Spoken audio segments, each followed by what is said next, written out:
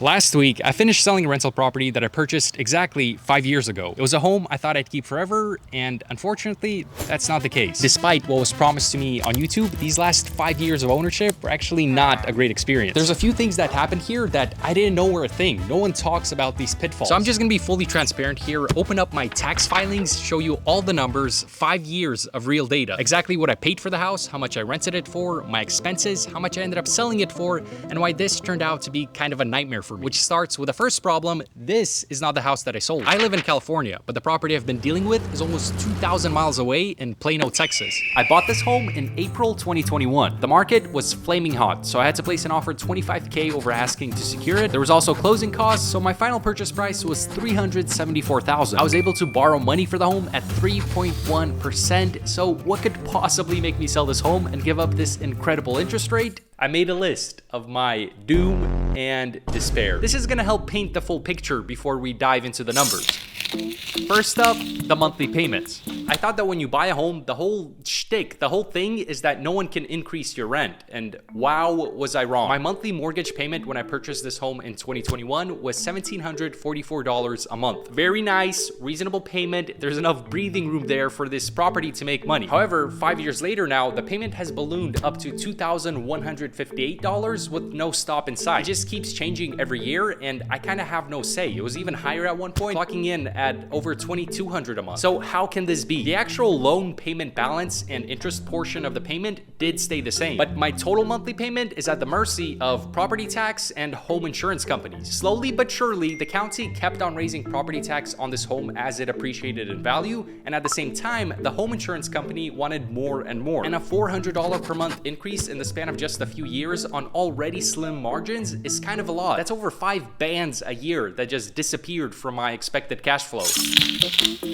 I want to show you something. One of the biggest issues I had with this investment was that I could never see the full picture. I have stocks in one place, cash in another, property values floating somewhere else, which makes it difficult to see what investments are actually getting the best returns. So I decided to build the app I wish I had before getting into this. And that's where today's sponsor, Emergent, comes in.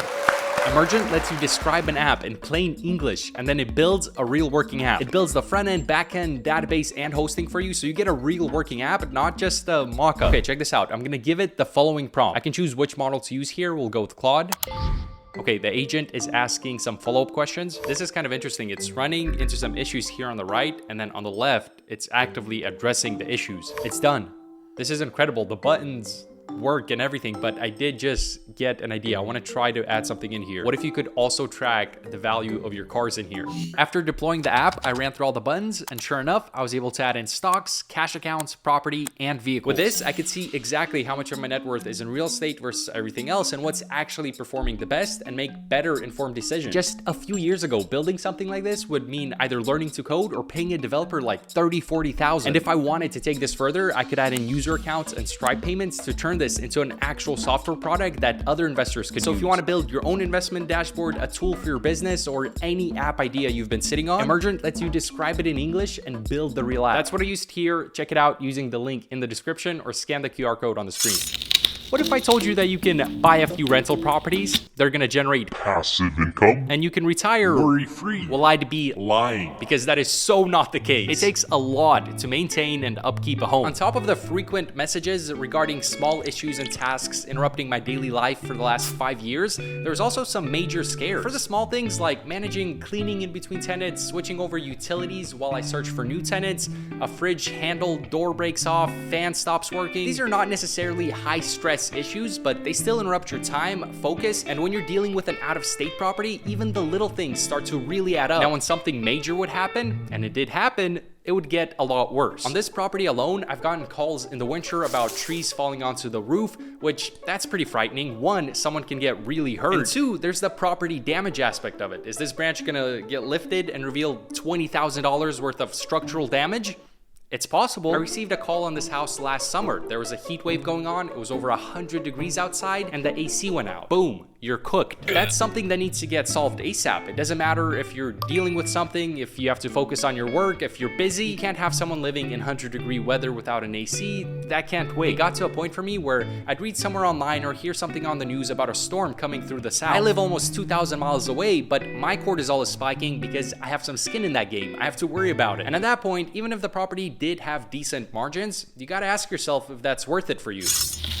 Liability. This was kind of a major unsubstantiated worry for me, but unfortunately, anytime you do business of any kind, you open yourself up to liability and risk of legal issues. When I was 15, 16 years old, starting out in my career, I would do anything for $100. But as you start to make some money, the risk of certain ventures starts to outweigh any potential reward that venture can bring you. In this rental situation, building equity in the home and getting a little cash flow going is great, but it does open me up to the risk of the tenant not paying me. And then we have to enter a legal situation that's gonna suck up time and money. Even more cynical, someone can get injured on the property, slip on the driveway, or have an issue with any number of things. So at a certain point, I found that the risk of something even potentially happening on this property is just not at all worth the reward for me in this situation on this property. And that's not something that's often thought about when you do calculations on a rental property. Price only go up, right? Kind of a scary lesson I learned recently, a bit of a wake-up call. There's a home in my neighborhood that's kind of beat up. It's been a rental property for a while. The owner wants to sell it, but has been really struggling to do so. Out of curiosity or to potentially build out a Drake-style compound in my neighborhood, I ran through the numbers, looked through the listing, and stumbled on the transaction history of the home, where I saw that the owner had bought this home in 2007 for about 600 grand. And now, 20 years later, they're struggling to get 700 for it. So accounting for inflation, they're losing money on an asset that they've held and actively managed for 20 years. And that really sucks. It really opened my eyes to the fact that single family homes don't just go up and to the right the way they have for the last 10 years. There's so many factors that can affect the value of homes nationwide, down to the neighborhood, down to the particular home. But my special concern with Texas is that they're very home builder friendly, which is great, but they are constructing a lot of new homes, which again is great because they can accommodate for new demand, but they're really building out there, which I'm assuming can eventually tip the supply and demand scale. I think you can get to a point where you have more homes on the market than people willing to buy homes, and at that point, all the home values in the area go down. So I'm glad to be out and not have to worry about that, because at the end of the day, housing becoming more affordable due to excess supply is great. Last point before we get into the numbers, if the ideal outcome of whatever you're doing is not worth your effort, you might be playing a losing game. And in this case, when I sat down and thought about the ideal outcome, I spent the next 25 prime working years of my life breaking even on this aging property so that hopefully it eventually gets paid off and I can have some extra cash flow when retiring. Not a very aspirational path. I'm not sure that's a game I want to be a part of for the next 25 years. Real estate as a whole is not a losing game. I have rentals that are working out just fine. Even today, with today's interest rates, you can get creative with distressed properties, build ADUs, multifamily commercial. There's money to be made. My beef here is with this one-off single family out-of-state investment, but a lot of the points on the list of doom and despair do apply to other types of real estate. Yet, all of this can be worth dealing with and the risks can be worth taking if the numbers make sense for you.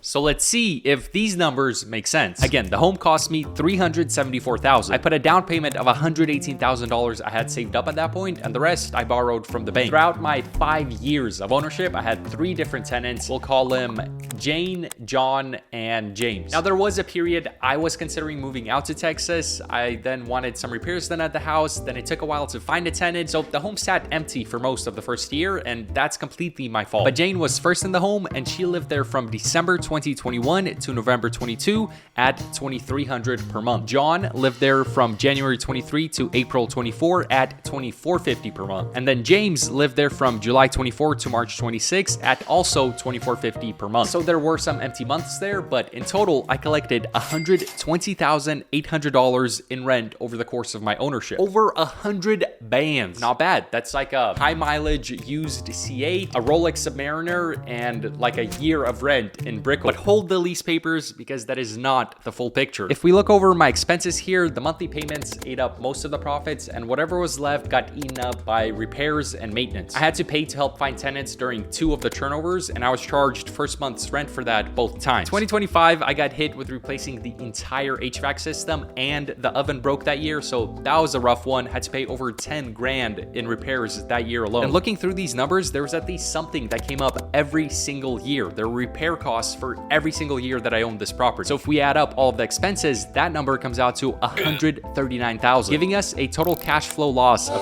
$18,000 over the course of the 5 years. I actually had no idea it was that bad. I guess if you take out the months that the property initially sat empty, it wouldn't be as bad, but as is, that's $315 I was losing every single month. I was paying $300 a month to deal with this. However, not all hope is lost. I did get rescued by leverage and appreciation. I actually ended up selling the home to the last tenant living in the property, so that worked out pretty great. They were able to buy the home under market value, and I was able to get out without dealing with anything related to selling on the open market. And even though I sold the house to my tenants under market value, it was still more than what I paid for it. I sold the house for $426,000, and after paying down the mortgage and all the closing costs, I was left with $185,000. And remember, I only put $118,000 as the down payment, so I made $67,000 from buying to selling. If we subtract the money I lost actually running the rental from this amount, we get $48,459 in actual profit. About a 7% return per year on my money after everything is said and done. Now, if I instead just tossed that down payment into the market in 21, I would have ended up with a profit of $85,000. About a 12% annual return without any of the headache. So I don't know. I'm happy I at least didn't lose money. But honestly, I just got lucky there. I was blessed with some home appreciation. That could have easily not been the case. I could have went to sell the home and lost even more money. You can't rely on home appreciation coming to the rescue when investing into real estate. So my honest non-financial advice, I would pursue a business or career over trying to retire as quickly as possible with rentals. If you are set in real estate, just understand the risk, the stress, and the time involved may interfere with your other pursuits, and that's not something that's often calculated when you're just looking at the numbers. But I don't know, I also haven't eaten lunch yet today, so take that with a grain of salt.